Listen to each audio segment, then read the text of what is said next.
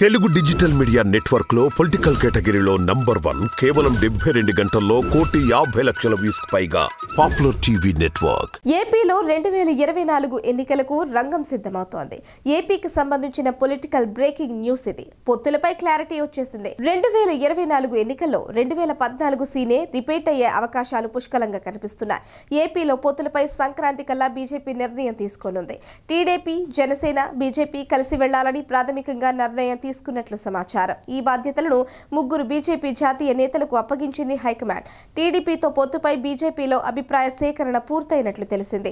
TDP, జనసేనతో కలిసి వెళ్లాలని ఏపీ బీజేపీ మెజారిటీ నేతలు సూచించినట్లు విశ్వసనీయ వర్గాల సమాచారం. పొత్తు వల్ల 3 పార్టీలకు జరిగే లాభ నష్టాలపై ఇప్పటికే నివేదిక కూడా రెడీ అయిందట.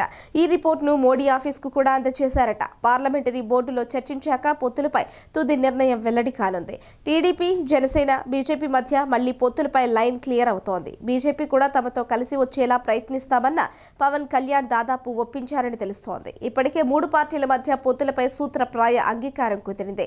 త్వరలోనే ఢిల్లీ వెళ్లి తుది దశ చర్చలు జరపనున్నారు జనసేన అధ్యక్షులు పవన్ కళ్యాణ్. టీడీపీ, జనసేన ఎక్కడ పోటీ చేయాలో తమకు స్పష్టత ఉందని, సంక్రాంతి తర్వాత ప్రకటన చేస్తామని ఇప్పటికే టీడీపీ నేతలు చెబుతున్నారు. బీజేపీ సీట్లు సర్దుబాటు తర్వాతే అభ్యర్థులను ప్రకటించే అవకాశం ఉంది. బీజేపీ రాష్ట్ర నాయకత్వం కూడా పొత్తులపై ఇప్పటికే తమ అభిప్రాయాన్ని ఢిల్లీ పెద్దలకు తెలియజేసింది.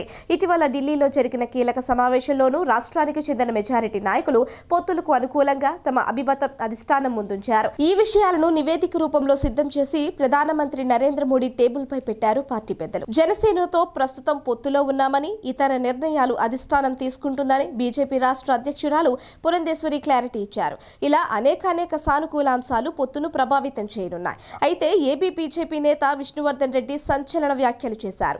ఏపీలో అధికారంలో ఎవరు ఉండాలో బీజేపీ నిర్ణయిస్తుందని, బీజేపీతో పొత్తు పెట్టుకోవాలి అంటే 75 అసెంబ్లీ, 12 పార్లమెంట్ సీట్లు అడుగుతామంటున్నారు విష్ణువర్ధన్ రెడ్డి. అయితే బీజేపీకి 25 నుంచి 30 అసెంబ్లీ స్థానాలు, 3 నుంచి 4 ఎంపీ స్థానాలు ఇచ్చే అవకాశం ఉందని అంటున్నారు.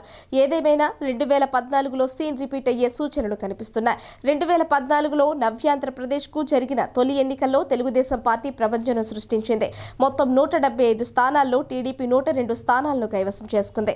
వైఎస్ఆర్సీపీ 67 స్థానాల్లో గెలుపొందగా బీజేపీ 4, ఇతరులు 2 స్థానాల్లో గెలుపొందిన సంగతి తెలిసిందే.